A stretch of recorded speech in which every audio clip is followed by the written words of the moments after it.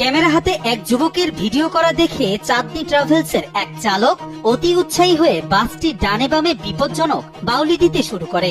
প্রথমবার পরিস্থিতি নিয়ন্ত্রণে থাকলেও পরের বারই চালক নিয়ন্ত্রণ হারান এবং বাসটি সজোরের রাস্তার ডিভাইডারে গিয়ে ধাক্কা দেয়, যা রীতিমতো ফেসবুক, ইউটিউব সহ সামাজিক যোগাযোগ মাধ্যমে ঝড় তোলে।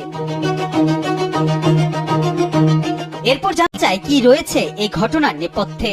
ভাইরাল হওয়ার পর চাঁদনী ট্রাভেলস অফিসিয়াল নামের ফেসবুক গ্রুপে পোস্টের মাধ্যমে জানানো হয়, গত 27 ফেব্রুয়ারি রায়হান ও সিয়াম নামে দুই ব্যক্তি একটি গাড়ি রিজার্ভ করার জন্য তাদের অফিসে যোগাযোগ করেন। তাদের ভাষ্য অনুযায়ী বন্ধু বান্ধবদের নিয়ে বগুড়ার মাটিডালি মোড় থেকে নাবিল হাইওয়ে রেস্টুরেন্টে ইফতার করার উদ্দেশ্যে যাওয়ার জন্য গাড়িটি ভাড়া নেন।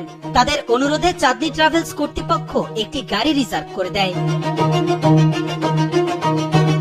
গাড়িটি কোম্পানির গ্রাউন্ড থেকে বের হওয়ার পর গন্তব্যে যাওয়ার পথে চালক বেপরোয়া গতিতে গাড়ি চালানো শুরু করেন, যা ভাইরাল হওয়া ভিডিওতে দেখা গেছে।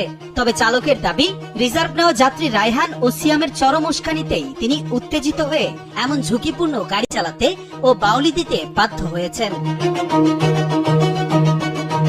বেপরোয়াভাবে গাড়ি চালানোর জন্য উস্কানি দেয় কোম্পানি তাদের বিরুদ্ধে যথাযথ ব্যবস্থা গ্রহণ করবে বলে জানান পোস্টটিতে।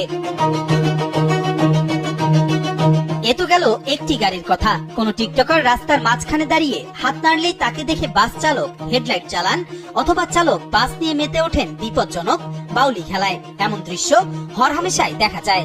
অনেকের কাছে এটি বিনোদন মনে হলেও সম্প্রতি চাঁদনী ট্রাভেলসের ভাইরাল হওয়া একটি ভিডিও আমাদের চোখে আঙ্গুল দিয়ে দেখিয়ে দিচ্ছে এর ভয়াবহতা।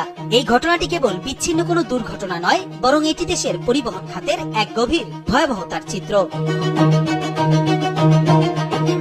সামাজিক যোগাযোগ মাধ্যমের সস্তা জনপ্রিয়তা আর ক্যামেরার সামনে নিজেকে জাহির করার নেশা এখন চালকদের মাথায় চেপে বসেছে।